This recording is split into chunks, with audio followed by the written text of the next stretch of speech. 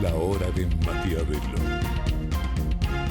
Para conocer a los que están detrás del poder.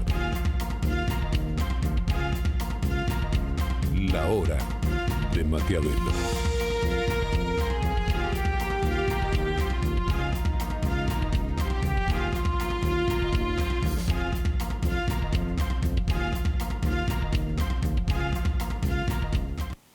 Sí, ¿qué tal? Sí, ¿qué tal? Es la hora de Maquiavelo, ¿no?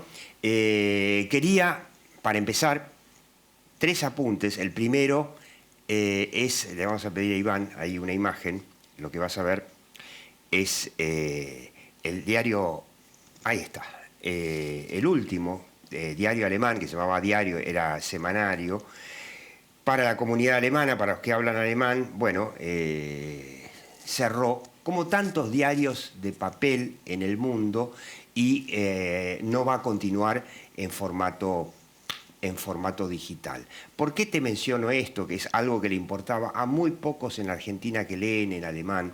Bueno, primero porque es una pena, iba a cumplir 134 años, fundado por un socialista suizo emigrado, digamos, escapado políticamente a la Argentina, y sus nietos, Roberto Alemann y Juan Alemann.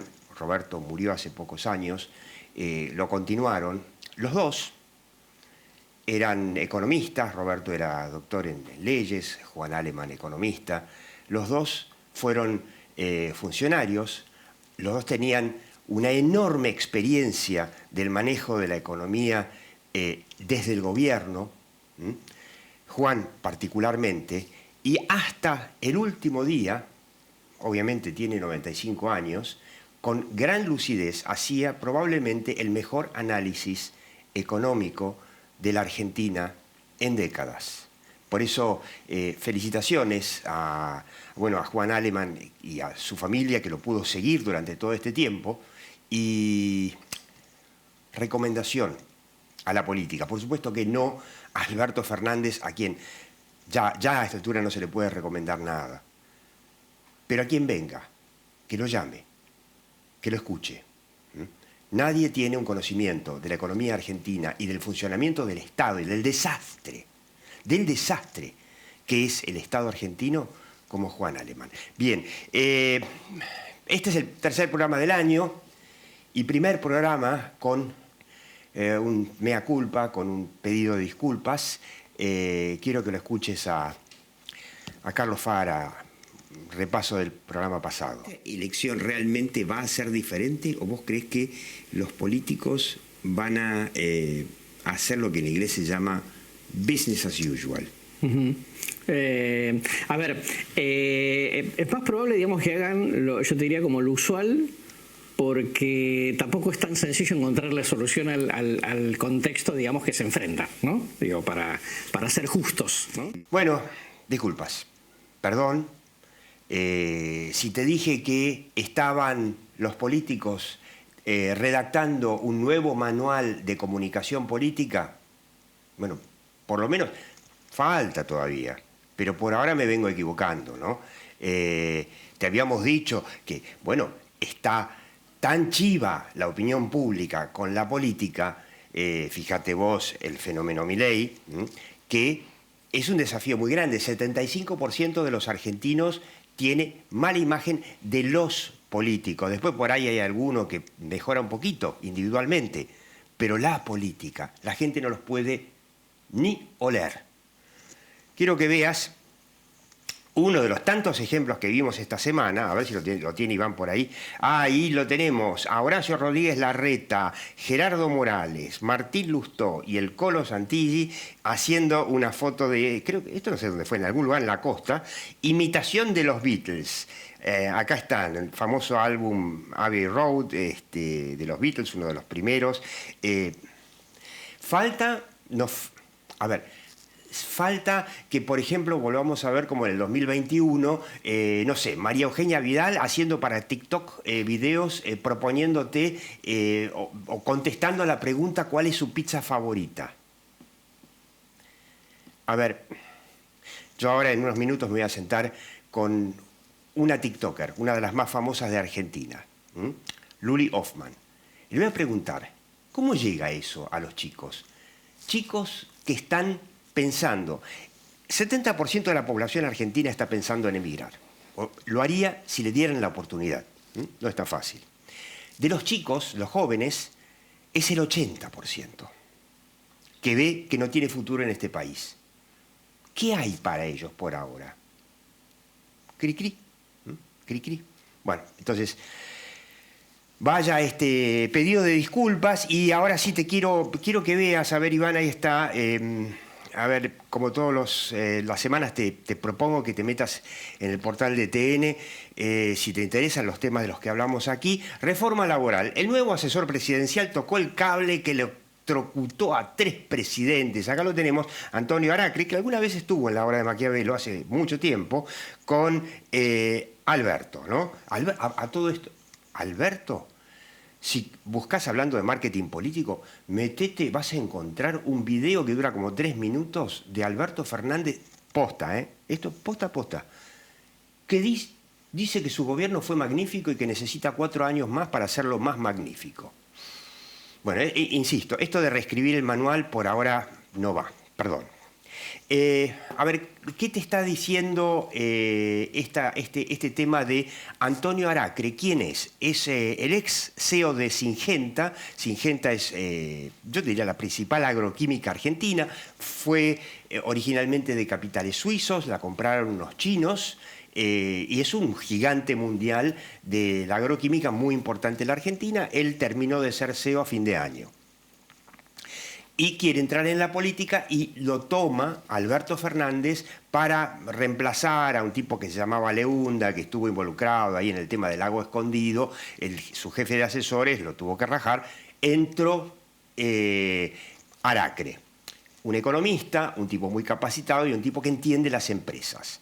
Entonces vio cómo el gobierno no pegaba una con este intento de juntar al Congreso para sacar un dictamen de comisión que puede, para iniciarle juicio político a la Corte Suprema. Va a ser un gran show absurdo porque no le gustó el fallo.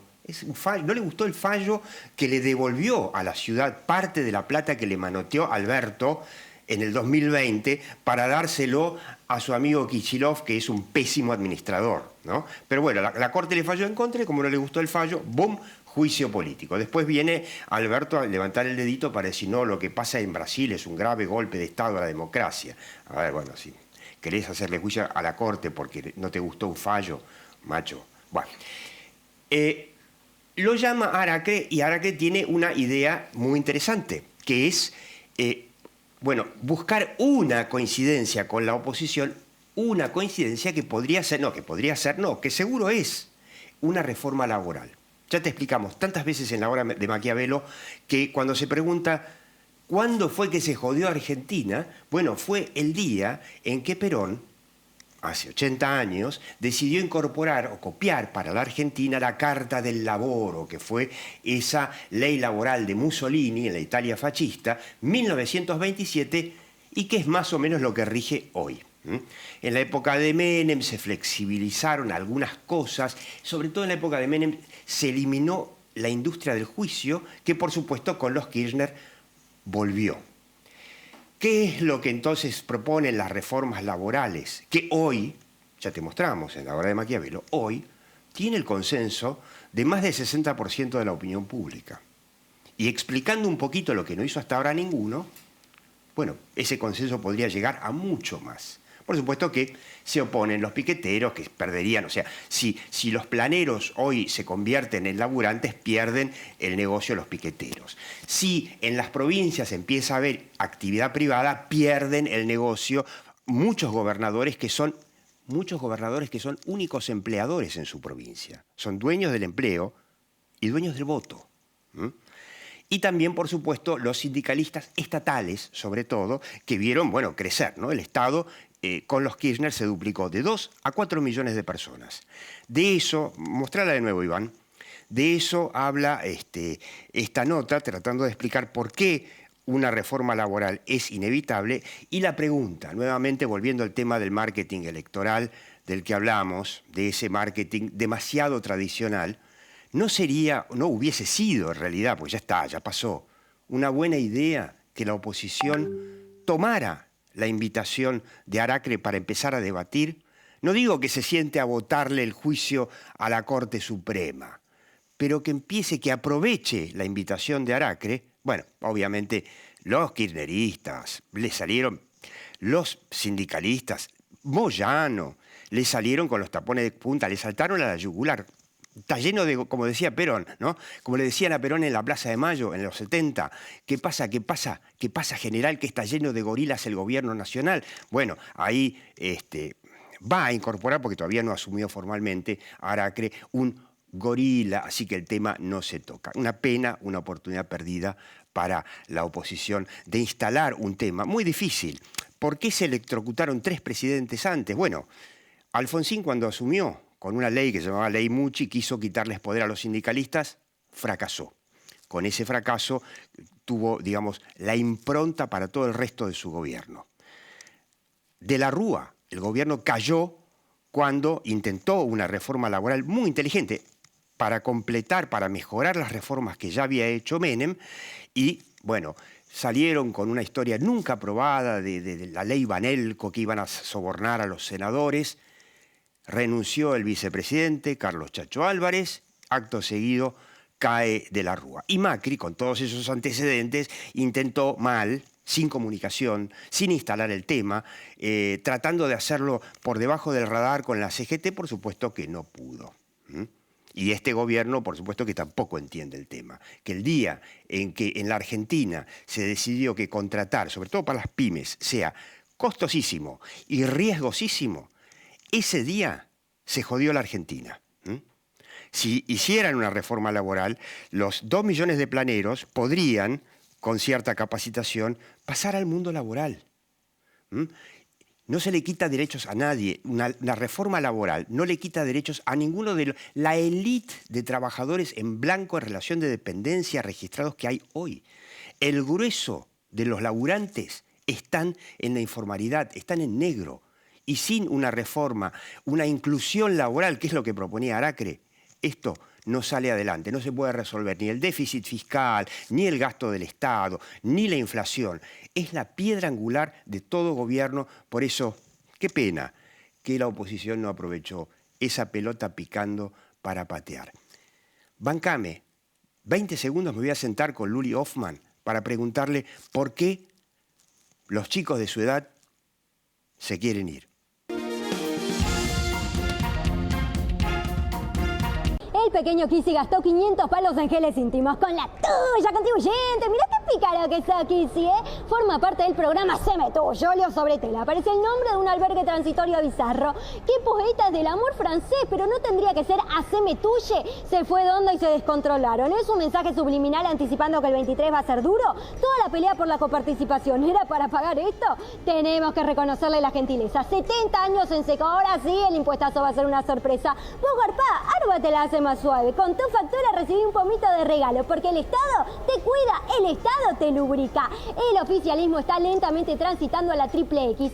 Geles íntimos, amigotes de madera, al garganta profunda, a la cama con el Estado. En los hospitales no hay insumos básicos, pero las prioridades en el gobierno de científicos son otras. ¿Cómo te garcaron, cumpa? El asado volvió en forma de lubricante. Como dirían los Lelutiers, esto ya es un verdadero taller literario. Porque esto es Argentina, contribuyentes. Le dejo este besito. Ahí tenés tu termo, ¿no? Es que vendría a ser mi cumpa, mi fiel compañero. el representante de todos los votantes. Ahora, vos sabés que las encuestas dicen, no sé, que son cada vez menos, ¿no? Los votantes del kirchnerismo, supongo, ¿no? Esperemos que así sea, que de a poquito vayan bajando el nivel de votantes, pero siempre está el núcleo duro. Este núcleo duro, que no le entra nada, que no aceptan la realidad, básicamente. Crean y se inventan una burbuja donde está todo perfecto, donde está todo maravilloso, un mundo idílico que no existe. Y si no es idílico, que la culpa la tiene Macri. O que pero hace más de 3 años que son gobierno y todavía siguen con eso. Luli, vos sos politóloga ya recibida. Mirá. De hace poquito, en noviembre. En noviembre, ya sos licenciada en Ciencia Política. Sí. ¿Dónde estudiaste? En la UBA Sociales. ¿Y no te sacaron de izquierda? No, igual siempre estuve como undercover, diría. No, la gente no sabía. Tengo también que pensar que empecé hace poco en las redes sociales y siempre lo mantuve más en el círculo íntimo. Y también iba con barbijo, pero nunca tuve ningún problema, siempre debo decir que se respetan bastante las opiniones. Bien. Y siempre estaba abierto el debate con los profesores, así que todo perfecto. ¿No tenías muchos compañeros cumpas que te saltaban a la yugular cada vez que...? No, porque también lo que hago es humor y, bueno, trato, ¿no?, de hacer humor pero en la facultad siempre estuvo todo abierto a las diferentes opiniones sin ningún problema. Quiero mostrarte, lo conoces obviamente, a ver si me lo pone Iván por ahí, a Tato Bores, ¿no? Que yo de chiquito lo seguía, en mi casa lo veían, y que realmente cuando vos apareciste, muchos nos acordamos, a ver si lo podemos ver, al gran Tato, de la primera época, con un teléfono gigante que hablaba siempre hablaba con Mr. President. A muchos nos acordamos a Tato. Es un honor. Por la forma de hablar rápida y lo que más nos impresiona a muchos es que sos muy joven, muy interiorizada, bueno, sos politóloga, ¿no?, de lo que pasa en la Argentina, cuando los chicos, y ese es uno de los temas que tenemos nosotros, cuando los chicos, lo veo por mis hijos, no leen, no les interesa la noticia.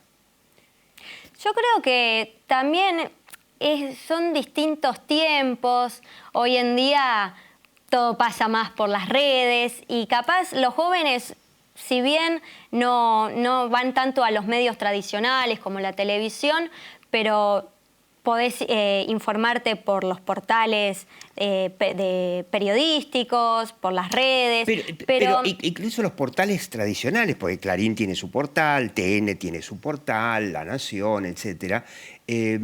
Para muchos chicos de tu edad no le dan bolilla. No, es verdad. Pasa por otros lados. Pero también siento, ¿por qué se van a interiorizar si todo el tiempo nos faltan el respeto desde el gobierno?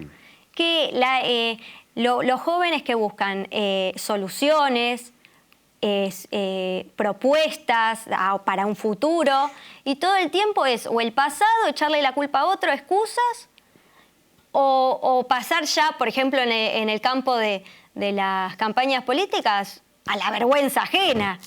Vergüenza ajena. Vos sabés que hay mucha gente que me dice que las campañas políticas argentinas dan vergüenza ajena, de todos los partidos, ¿no? Es como que si nunca en su vida hubiesen agarrado un libro, el librito de la comunicación, de campaña, de gobierno. Nunca.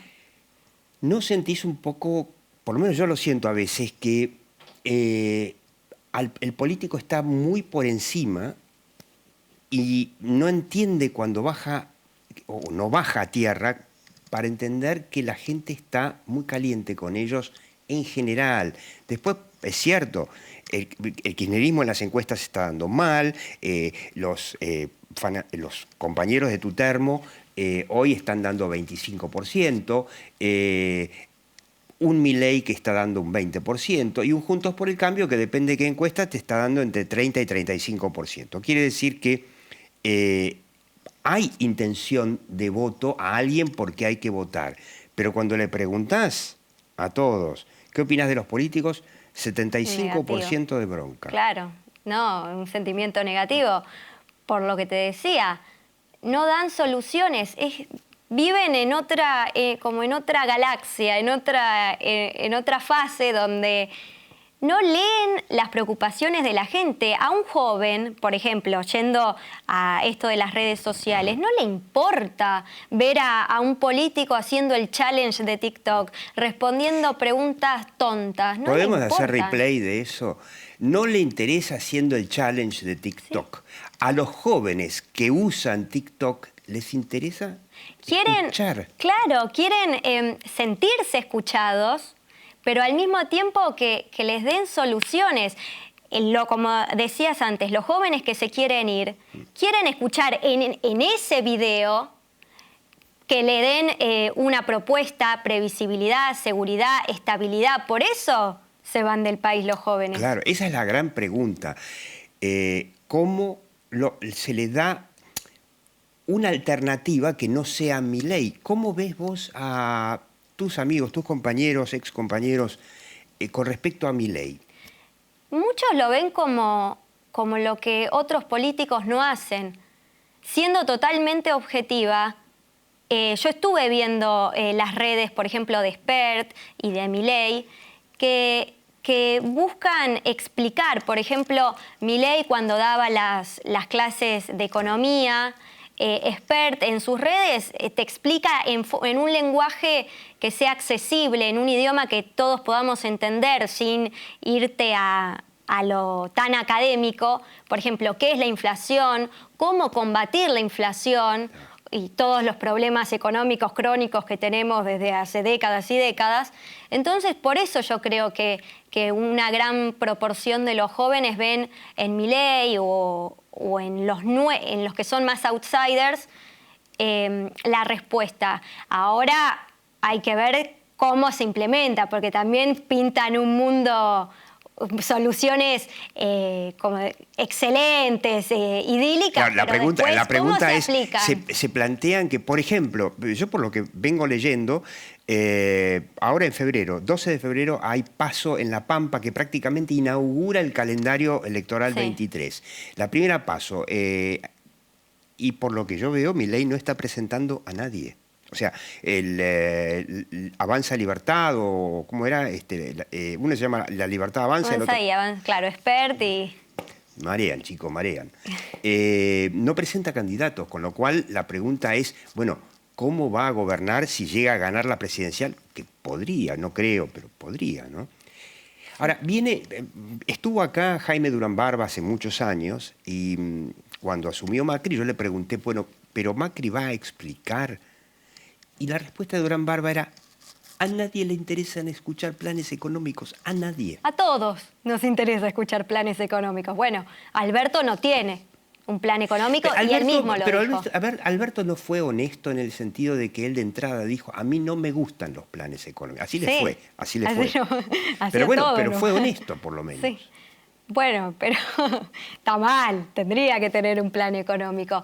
Pero también, volviendo a Macri, yo creo que un gran error fue su comunicación. Él el primer día tendría que haber, cuando ingresó a la casa,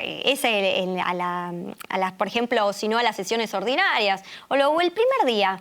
El primer día es el día donde más te escuchan, porque están todos prestando atención y es el día en donde todos están pensando, ¿qué me va a decir? Porque después me voy de vacaciones. Tenía que decir, nosotros recibimos el país así, tal herencia y ya está. No más con la pesada herencia, seguir como hace Alberto, no. Yo soy de las que creen que Alberto antes, en la campaña, había dicho que si él asumía no iba a echarle la culpa a nadie, pero Macri ya 2023 y sigue. Pero soy la de las que creen que decís el primer día todo lo que recibiste y ya está, porque si no, ¿para qué te postulaste para ser presidente? Eso es lo que les cuesta a los políticos, ¿no? Explicar y además explicar quizás antes, ¿no? Pero yo para terminar te quiero hacer la pregunta por ahí que puede llegar a ser, igual después me voy a equivocar, puede llegar a ser la más interesante de esta campaña. ¿Grieta o no grieta? Vos le hablás al termo que es ese 25% que es una parte de la grieta. Y hay otra parte de la grieta, yo conozco muchos en mi familia, ¿no? Que están en el otro extremo. Y sale, por ejemplo, Rodríguez Larreta con la idea de, bueno, hay que lograr un consenso más amplio porque este país hace demasiadas décadas que está estancado. ¿De qué lado estarías vos? Vos como Luli Hoffman, ¿no? Sí, yo no estoy con nadie, en realidad. Soy más... Trato, aunque es muy difícil, de ser más objetiva, pero no soy... Todos somos políticos pero no soy partidaria de ninguno. Pero con las ideas, si te dicen... Ah, no, antikirchnerista. Soy antikirchnerista, pero... Pero Grieta, pero antikirchnerista, ok, pero propuesta. ¿Grieta o no Grieta? No, yo soy partidaria de... ¿Con quién vas a consensuar? ¿Con quienes les querían hacer un golpe, los que tiraron 14 toneladas de piedra? ¿Con eso se puede consensuar? Okay, ¿Con los que se robaron las vacunas? ¿Con los que todos los días se nos ríen en la cara? Yo no creo consensuar y buscar diálogo con ellos. Bien, Luli Hoffman, ¿quedó clarito? Esa propuesta de superar la grieta de los pactos de la Moncloa va a ser muy difícil. Luli, muchas gracias. Seguí viendo La Hora de Maquiavelo.